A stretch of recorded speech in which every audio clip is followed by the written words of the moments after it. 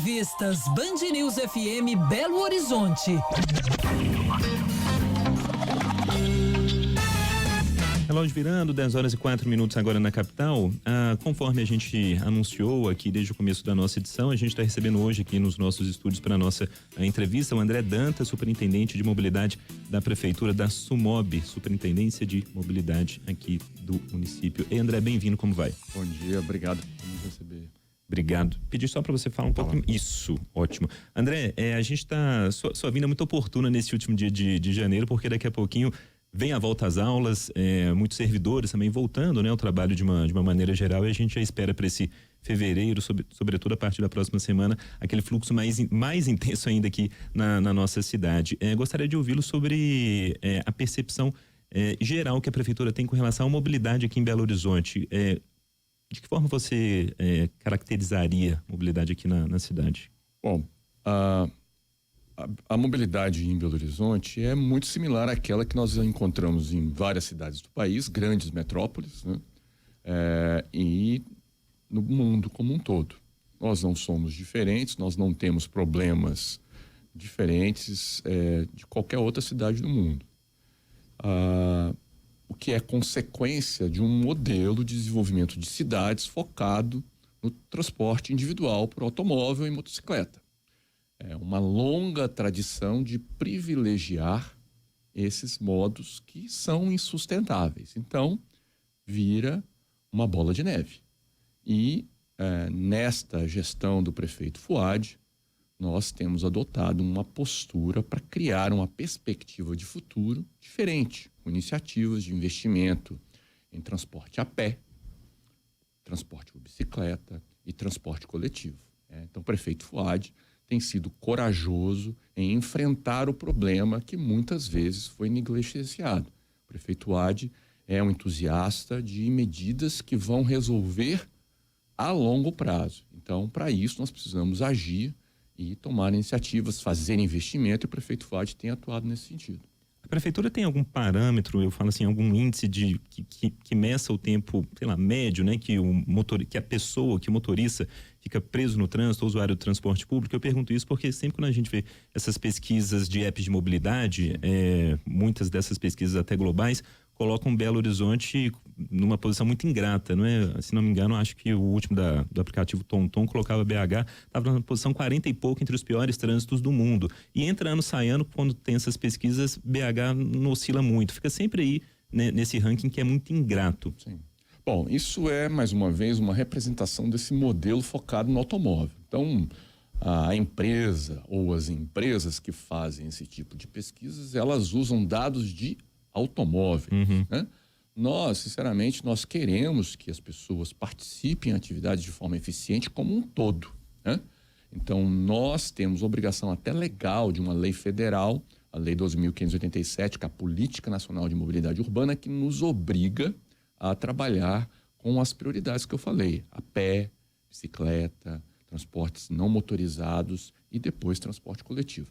Agora, obviamente que nós queremos que as pessoas gastem menos tempo no trânsito, mas nós não podemos optar por intervenções que, num primeiro momento, elas dão o resultado. Por exemplo, alargamento de uma via, né? Então, vou lá, temos problema na Avenida Nossa Senhora do Carmo. Vamos lá e construo... Duplica, né? Duplico. Isso vai resolver? Vai. No primeiro momento. Depois vai ter mais carro, vai ter mais carro, vai ter mais carro e aí não para, né? Então, isso é uma opção que nós não podemos tomar. Nós temos um plano diretor, nós temos um plano de mobilidade que nos indica a direção certa que nós temos que seguir. O André, você citou aí, né, essa obrigatoriedade, né, por lei de que o município invista, né, em modais alternativos, né, como a bicicleta e outros, né, veículos do mesmo tipo, sem serem motorizados. E como é que é isso, né? Porque muita gente se questiona, poxa, vamos construir ciclovia em Belo Horizonte, cidade, né, com muitos morros, muitas subidas, cidade, né, com um relevo muito acidentado, muitas ladeiras mesmo. E tem gente que acha que isso é desnecessário. Então, para quem é leigo no assunto, então a resposta, né, a primeira resposta seria isso, é uma obrigatoriedade, além, claro, da preocupação a longo prazo, né, e de estimular, seria isso, a população a mudar, né, a optar pela bicicleta, quem tem condições, obviamente, né, quem tem condições de fazer um trecho menor e tal. Seria mais ou menos isso, né? Porque muita gente não entende por que a prefeitura está investindo, né, em ciclovias, sendo que tem menos espaço para carro. Tem gente que pensa, vamos aumentar o espaço, igual o senhor acabou de falar, né? Vamos duplicar as avenidas ao invés de construir ciclovias e ocupar o lugar dos carros. Então, um dos motivos seria isso, uma obrigatoriedade por lei que a prefeitura tem que fazer. Exatamente. Bom, é muito importante essa discussão, porque ela nos leva para um contexto muito maior, né? Existe uma obrigação legal, federal, municipal. Nós temos um plano diretor, nós temos um plano de mobilidade que nós temos que seguir para criar um sistema de transporte justo para todos, certo? Eu não posso privilegiar um segmento específico. Então, assim, as pessoas focam muito em ciclovia, mas é um pacote. Vejamos o exemplo da Avenida Afonso Pena, né? Isso é até dúvida de ouvinte aqui falando Isso. sobre isso mesmo. Então, falemos então da Avenida Afonso Pena. Nós estamos falando de um processo de revitalização da Avenida Afonso Pena, no qual se inclui tratamento das calçadas, né? Ninguém gosta de tropeçar numa calçada, ninguém gosta que um cadeirante não tenha acesso a atividades porque a calçada está irregular, ninguém gosta de congestionamento na Avenida Afonso Pena, ninguém gosta de ficar parado num ônibus, e também há necessidade de inclusão desse modo alternativo complementar, e muitas vezes há pessoas que fazem todos os deslocamentos por bicicleta. Então, é um pacote em que nós estamos investindo significativamente. O prefeito Fouad acolheu a ideia de forma a retornar à origem da Avenida Afonso Pena. Não sei se vocês já viram fotos antigas de 1950. De árvore à beça, né? Era só ficos, isso né? Vários que ficos. nós estamos fazendo. Nós estamos reconquistando espaço para as pessoas, certo? Mas a beleza com a técnica que foi empregada, com todos os estudos, com todas as simulações, todas as avaliações, todas as inclusões de contribuições de vários setores da sociedade, não foi só um setor, nós construímos um projeto que consegue melhorar para todo mundo. Então, não piora o tempo de viagem para o motorista do carro. Mas não afunila, no caso da Afonso Pena, é até a dúvida aqui do nosso ouvinte. Eu falo dessa da Afonso Pena e também com relação a Barro Preto, recente, com uma certa frequência, sobretudo comerciantes, reclamando da ciclovia do Barro Preto, falando isso. Olha, entendo, bicicleta é importante, região central, muita gente usa, mas a gente está tirando uma faixa de regiões que já tem um trânsito terrível. E no caso da Afonso Pena, no alto da Afonso Pena, o trânsito nem é ruim, mas tem uma faixa agora com uma tendência de piora, talvez. Acho que há um equívoco, porque muitas vezes as pessoas ouvem falar de alguma coisa e emitem opiniões. Então, quando a gente analisa o que está sendo proposto, vamos falar da Afonso Pena. Houve todo um tratamento de realocação, é uma parada de ônibus, é um ponto de táxi, é um estacionamento. Assim, gente, nós precisamos... A Prefeitura de Belo Horizonte tem técnicos, além de extremamente qualificados, tem técnicos responsáveis que amam essa cidade, né? Sob a direção de um prefeito, o prefeito Fouad, que quer só o melhor para a cidade. Então, nós temos muita responsabilidade. Então, não existe isso de afunilamento dentro de os fluxos que foram medidos, certo? Os meus amigos me questionam sobre isso também, né? Você vai tirar uma faixa lá na Praça da Bandeira. Deixa eu te mostrar o desenho de como é que vai ficar. Então, é preciso aprofundar nessa discussão. E é nosso papel, eu agradeço pela oportunidade de esclarecer tudo que vai acontecer. No site da Prefeitura, nós temos tudo muito bem detalhado e nos próximos dias nós vamos nos esforçar a explicar cada vez mais como é que vai ficar, né? Vai ficar bom para todo mundo. O prefeito Fouad quer isso e nós vamos fazer isso. Tá, falando em afunilamento, deixa eu falar de alguns afunilamentos já clássicos aqui em Belo Horizonte, região do Complexo da Lagoinha, né? Vem a Avenida Antônio Carlos, aquela beleza, duplicado, aí vai chegando ali na Lagoinha, né? No antigo UniBH, já começa o afunilamento, vai todo mundo para a pista de fluxo misto, né? e o acesso ali aos viadutos, aquele caos de sempre. Tem algo que pode ser feito ali? E pergunto porque numa entrevista recente que eu fiz com o prefeito Fuad Numan na prefeitura, ele falou que no mundo ideal seria tirar a rodoviária daquela região para facilitar as saídas ali da Antônio Carlos, de uma maneira geral, à região central, melhorando a própria Avenida do Contorno. Aproveitando o ensejo, havia, né, propostas de construções de rodoviárias em pontos centralizadas, né? Em saídas, né, entradas da cidade. Foi sugerido, né, uma saída de Nova Lima, outra na saída da 040, outra no São Gabriel. E esse projeto ainda, isso é possível? O que o senhor diz pra gente? Bom, o prefeito Flávio está certo. Uma das iniciativas realmente é a realocação da rodoviária. Desde que eu era pequeno, 6, 7 anos, que minha mãe me trazia lá da Pampulha para o centro da cidade, né? O ônibus parava ali na rua Guaranis e a gente via todo esse problema, até pior. Eu acho que a situação foi melhorada ao longo dos anos com o complexo de viadutos ali. Mas realmente a realocação da rodoviária é um assunto que não foi resolvido. Agora é muito importante definir, não foi resolvido não porque a prefeitura não queira, ou o prefeito Fuad não queira.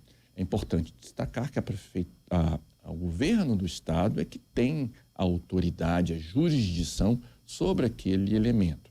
E para isso, da redistribuição, né, dos serviços intermunicipais e interestaduais que operam dentro da rodoviária, necessitaria de uma cooperação com o Estado. Nós estamos em diálogo com o Estado.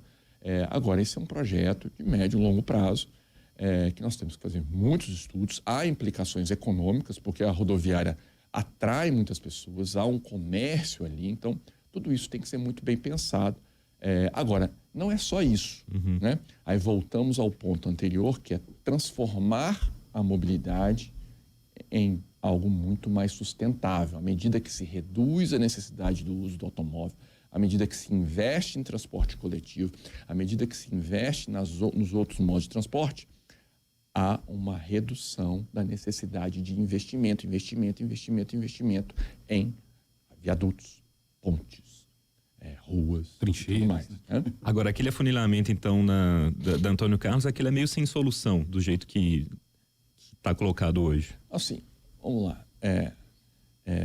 Vamos supor que a população de Belo Horizonte decidisse, por algum motivo, que tinha que ter um túnel. Né? Tem cidades no mundo que optam por isso. Né? Eu conheço a cidade na Austrália, por exemplo, que fez um túnel pedagiado no centro da cidade. E foi uma opção e está lá funcionando e as pessoas pagam caro, né? E é isso. É isso que nós queremos? É isso que nós podemos fazer? É nós que devemos fazer? Enfiar dinheiro num túnel?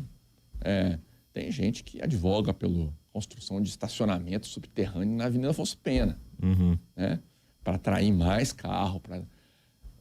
O plano diretor diz o contrário. A população fez uma opção. Então, nós temos que investir em medidas inteligentes, alinhadas com o plano diretor, alinhadas com o plano de mobilidade. Tá. Falando em dinheiro, tem ouvinte perguntando sobre rodízio de carros em Belo Horizonte e acesso pedagiado ao centro, se a gente puder colocar assim. Perfeito. Bom, eu vou ser muito claro. Eu sou um técnico da área, trabalho há 31 anos, já vivenciei várias realidades nacionais e internacionais nessa minha trajetória.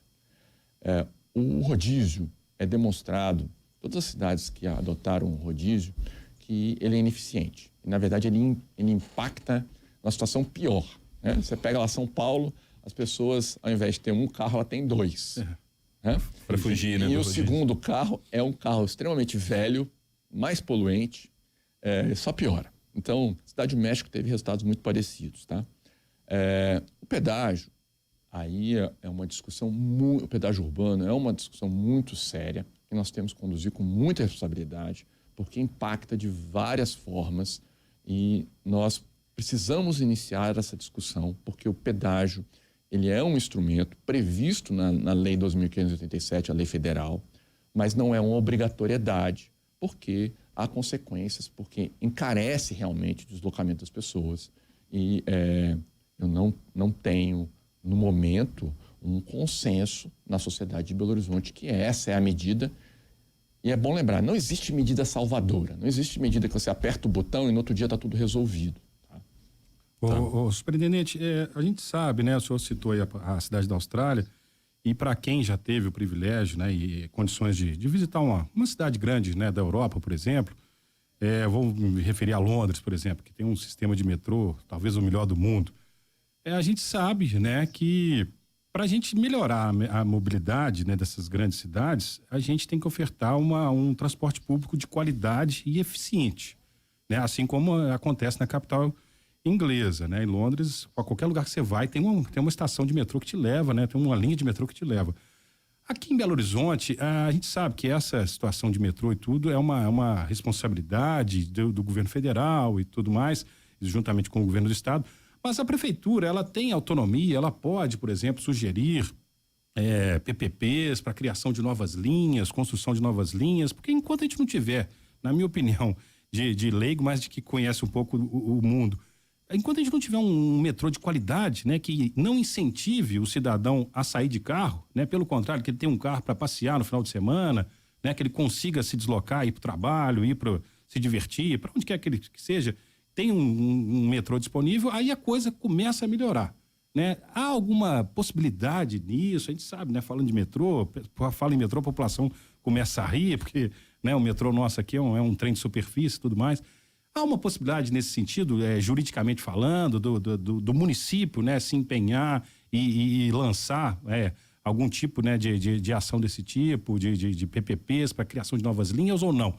Isso é restrito ao governo federal, ao governo estadual? Vocês ficam de mãos atadas no sentido de poder ampliar o nosso metrô, a circulação de trens aqui em Belo Horizonte? Bom, antes de responder especificamente, eu queria só dar um contexto muito importante que as pessoas às vezes não sabem. O caso que você citou do metrô de Londres é muito indicativo do que nós temos que aprender para aplicar aqui. O metrô de Londres, a primeira linha foi implementada em 1863. Sim. Certo? Então, para chegar a 400 quilômetros de metrô como há em Londres, e diga-se de passagem, o sistema de transporte de Londres é muito mais pesado no ônibus, tá? Sim. As linhas de ônibus têm um papel muito importante e alimentador muito importante, até superior do que o metrô. Principalmente então, assim, uma coisa vai com a outra, certo? O metrô não vai levar a pessoa na porta de casa, todas as pessoas na porta de casa. Mas assim, e aí, para falar de 1863, uma opção que aquela sociedade fez de investimento contínuo e faz até hoje de investimento maciço. Sim. Então, como você bem disse, nós aqui em Belo Horizonte fizemos uma opção de um trem de superfície que liga a área norte da cidade à Contagem, né? Tangenciando o centro. Então, houve uma escolha. E agora há uma outra escolha, que é ligar a região do Barreiro. Então, assim, tecnicamente, nós precisamos rediscutir com a Prefeitura de Belo Horizonte, o governo do Estado e o governo federal, um outro modelo. Agora, isso não aconteceu porque os recursos foram limitados. Então, você pega no Brasil, nós ficamos, depois da redemocratização, nós ficamos 20 anos sem fazer nada até chegar a Copa das Confederações, e aí nós tivemos um soluço de investimento. O problema do Brasil é muito relacionado a isso, a soluços de investimento. Nós temos pontos, né? Agora, a Prefeitura de Belo Horizonte, o prefeito Fuad, está fazendo algo que é muito importante, que contrapõe ao tamanho do investimento que seria necessário para um metrô com um BRT Amazonas. Nós estamos investindo, o prefeito Fuad viabilizou recursos junto ao Banco Mundial da ordem de 500 milhões de reais para fazer um BRT na Avenida Amazonas que vai atender uma população que não se restringe só a Belo Horizonte, Contagem, Betim, Ibirité. Assim, é um fluxo que vai melhorar, e aí você vai, provavelmente daqui a alguns anos, você vai ter menos reclamação de congestionamento na Eugênio Pacelli, né? Porque nós conseguimos melhorar os fluxos tanto de ônibus como de automóveis. Então, sim, nós precisamos avançar. Então, respondendo muito especificamente, nós estamos em diálogo com o governo federal, estamos em diálogo com o governo do estado para tentar estruturar soluções mais abrangentes que podem incluir metrô. Mas eu não quero iludir ninguém, porque o custo, né? O governo do estado fez uma proposta recentemente que uma linha custaria quase 5 bilhões de reais para fazer uma ligação do centro a Savassi, né? Tá. André, eu queria fazer um pinga-fogo aqui. São muitas perguntas dos ouvintes que vão chegando aqui também. É um assunto que mexe mesmo com as pessoas. Ouvinte falando aqui sobre a possibilidade de se colocar temporizadores visuais nos cruzamentos. Ele falando que, na opinião dele, isso evitaria muito fechamento de cruzamento, sobretudo em horários de pico, né? Fica naquela, o semáforo vai, o motorista vai, aí quando você vê o semáforo fechou, aí quando vê ele está fechando o cruzamento. Isso é viável? Na cidade interior tem muito, né? É, muito. Nós precisamos reconhecer que há uma necessidade de investimento maciço no sistema de semaforização de Belo Horizonte. Nós temos 700 interseções semaforizadas. 700. Controladas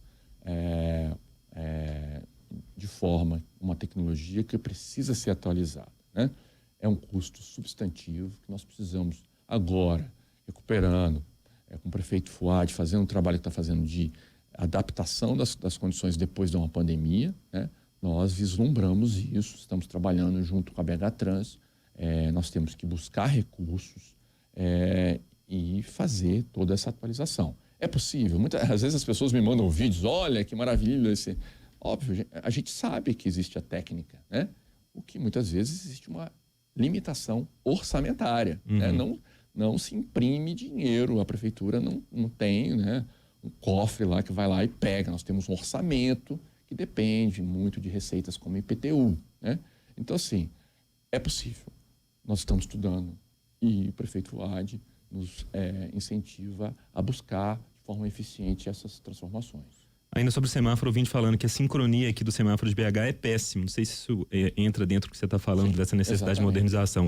É ruim mesmo, né, na média? Não, sim. Eu acho que nós podemos melhorar muito, porque quanto mais o controle semafórico tem sensores que captam os fluxos, eles podem ser ajustados. Então, só que isso é uma tecnologia que nós não temos hoje aqui. Não é que nós não queremos fazer uso de uma tecnologia. Nós não temos. E a transformação, não adianta trocar um semáforo. É uma rede. Um sistema. Certo? Tá. Ouvinte falando, muita faixa de pedestre, tem umas que parecem que estão à toa. Ele falando de Avenida Antônio Carlos, ele falando de 24 faixas de pedestre ao longo de toda a avenida e algumas que atrapalham muito o trânsito. Bom, faixa de pedestre, como eu disse, nós temos que dar prioridade ao pedestre. A segurança do pedestre é inquestionável, nós não podemos abrir mão. Agora, a faixa de pedestre tem que estar no lugar correto, né? Pelo que eu conheço da Avenida Antônio Carlos, que é uma avenida de grande fluxo, né? Todas as travessias de pedestre são semaforizadas, né? Então, assim, estão lá por uma razão. Assim. Agora, há faixas de pedestre em locais que não deveriam estar e geram acidentes, porque um condutor... Aí tem uma questão cultural, né? Porque a faixa de pedestre é para dar prioridade para o pedestre, o carro tem que parar, né? E muitas pessoas não param.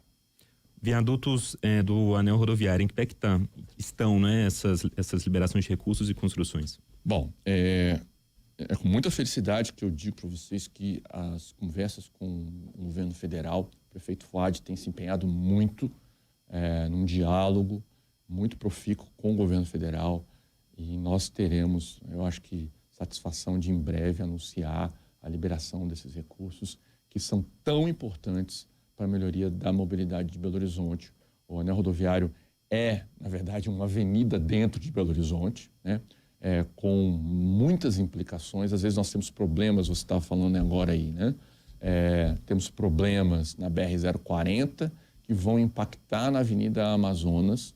Não tem nada a ver com a gente, mas tem tudo a ver. Então, assim, com muita satisfação que eu posso afirmar que as perspectivas da liberação e da condução dos projetos que já estão prontos, né, porque isso é uma coisa muito crítica, ter o projeto, não é só ter o dinheiro, é ter o projeto pronto para executar. O projeto executivo é algo muito complexo, nós temos esse projeto, graças a Deus nós temos uma Secretaria de Obras e a SUDECAP extremamente competentes, prontas para entrar em campo, e o prefeito Fuad está agindo para viabilizar isso rapidamente.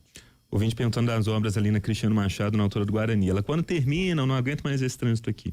Bom, ao longo desse ano de 2024, nós vamos ter que conviver para ficar muito melhor. E assim, as pessoas veem um viaduto. Nós, profissionais da área, né, engenheiros de transporte, como eu sou, nós vemos uma transformação da mobilidade. A gente vai conseguir fazer faixas exclusivas, a gente vai fazer intervenções de ciclovia, de acesso às paradas de ônibus e dando essa fluidez necessária para o vetor norte. O prefeito Fuad, quando viu o projeto, eu lembro da apresentação, ele ficou encantado porque era um sonho dele de transformar esse vetor e nós vamos conseguir, está ficando muito bacana. Peço paciência à população, é chato, né? Mas vai ficar muito bom e vai valer a pena para todo mundo que trafega ali e para quem também não trafega, porque quem está na Avenida Antônio Carlos vai se beneficiar com a melhoria das condições da Cristiano Machado. Terminando aqui, tem ouvinte falando sobre saídas da Pampulha. A gente fala, o senhor até falando agora de Antônio Carlos, né, uma saída, mas Pedro II, sempre terrível, Tancredo Neves ali na chegada ao Anel também agarra muito. Algo pensado ali para aquelas saídas da Pampulha, a região cresceu muito, né, André, recentemente? Sim. Nós, eu morava no bairro Santa Amélia, eu sei muito bem como é que é a realidade. Você sofria ali então para Sim, eu pegava o ônibus 2212, 1207B, estudava no centro da cidade e eu sei do que está falando. Ali houve uma explosão de crescimento, bastante desenfreada, e nós temos muitos projetos de melhoria do design das vias, né, com implantação de faixas exclusivas, calçadas, que vão dar mais fluidez, vão organizar o trânsito na Avenida Portugal, na Avenida Guarapari, todo um conjunto de vias que tem ali que é muito complicado mesmo, mas isso ficou parado, certo? Nós temos quase 100 quilômetros de projetos prontos, nós estamos buscando recurso do governo federal também, a fundo perdido. Então, assim, nós estamos parados e mais uma vez, o prefeito Fuad trabalha nisso, nos cobra e nós vamos entregar isso ao longo de 2024 para ver melhorias muito, muito rapidamente. Aquela saída do Cancelo tem alguma coisa que pode ser feita? Porque Tancredo Neves é terrível ali, né? Naquele semáforo com o anel ali assim, tem muitas coisas que podem ser feitas. Você pode fazer uma trincheira, você pode fazer um viaduto. Tem custos, né, muito altos que a gente não vai resolver de forma imediata. Então, a gente acredita que intervenções de transporte público e mobilidade sustentável vão ser mais efetivas no curto prazo. No segundo momento, nós vamos viabilizar isso. André, para acabar, me veio aqui uma questão. Passados aí 4 meses, não me lembro a data certa, da inauguração da Arena MRV. Muita gente questionando, né, aquelas contrapartidas que a Arena teria que fazer para a prefeitura e tudo mais, e aí conseguiram a aprovação, a abertura, né, do estádio para funcionamento, até que essas contrapartidas sejam realizadas. Passado esse tempo, alguns jogos já, vários jogos sendo realizados, eventos como shows também. Qual que é o balanço da prefeitura? Vocês entendem que o tráfego, principalmente na saída, na chegada, né, dos visitantes lá do estádio, tem sido absorvido de forma boa? Qual o balanço que você faz, né, do entorno ali da arena depois de 4 meses, 5 meses aí da inauguração? Muito diretamente, muito sinceramente, tem que melhorar muito. Tá? Mas não é só a arena, é o Mineirão da mesma forma. E o prefeito Fuad determinou que nós trabalhemos para criar planos de mobilidade para esses grandes polos atratores de viagem, geradores de viagem, que são estádios, né, locais de exposição, né, como Minas. Nós temos que criar planos de mobilidade. Se vocês vão lembrar na Copa do Mundo, né, a gente falava do padrão FIFA. Sim. Né? Então, o que é o padrão FIFA? Né? Existia um plano de mobilidade que falava assim: a 1 quilômetro do estádio só chega o pedestre e o veículo credenciado. A 2 quilômetros chega o transporte público. A 3 quilômetros, os carros têm os bolsões de estacionamento. Não estou falando que é isso que nós vamos adotar, mas existe um diálogo, não só com a Arena, mas com o Mineirão e outros locais, para criar esses planos de mobilidade. Exigir que uma iniciativa privada faça as contrapartidas, né? No caso da Arena, especificamente, é uma coisa recente, nós estamos ajustando, nós estamos operando cada vez melhor, mas tem que melhorar e só vai melhorar se nós tivermos esses planos de mobilidade implantados. Nós tivemos uma reunião recentemente com o pessoal do Mineirão, em que nós estamos criando alternativas, e aí há um outro esforço da nossa parte, que é criar sistemas de transporte público para dar vazão, para dar acesso para as pessoas. Perfeito. Juro que é a última, porque assim, quando a gente fala mobilidade, meu Deus do céu. O programa inteiro. É a Rosa Mônica falando aqui. Ela falando de uma obra, André, ali na Nossa Senhora do Carmo com a Nicarágua. Ela falando que a moradora do senhor precisa fazer um retorno enorme pelo bairro para acessar na casa dela. Um posto de gasolina ali, né? Isso, Frente ao ela posto tá até Papagaio, falando, ela tá frente aqui. Ela até falou, coitado do proprietário do posto de gasolina. Para quem ali. desce na direção da Savassi. Tá, eu não sei exatamente o que está acontecendo lá. É o acesso para a Rua Panamá, se não me engano, ali para a Rua Nicarágua, Rua Panamá. Ali. É muita coisa para muita obrinha, controlar, né? é muita Estão fazendo obra uma obra ali acontecendo. Mas assim, quero dizer que certamente houve um estudo, há uma equipe técnica envolvida e há contratempos com obras e espera-se que passe o mais rápido possível. Tá. Ela falando que é isso mesmo, acesso à Rua Panamá. Bom, Rosa Mônica, obrigado aqui pela mensagem. André, a gente vai ter que terminar por hoje, mas fica o convite para voltar em outras oportunidades, no intervalo menor de tempo, porque você percebeu, né? Dá pra gente continuar aqui até às 11 horas, quando termina o nosso jornal, com tranquilidade. Mas muito obrigado pela disponibilidade. Sou eu quem agradece, muito obrigado pelas perguntas, é muito produtivo. A administração do prefeito Fábio se coloca à disposição, virei quantas vezes forem necessárias e receber o convite. Muito obrigado, foram perguntas muito interessantes. Eu fico muito feliz de falar sobre o assunto e agradeço.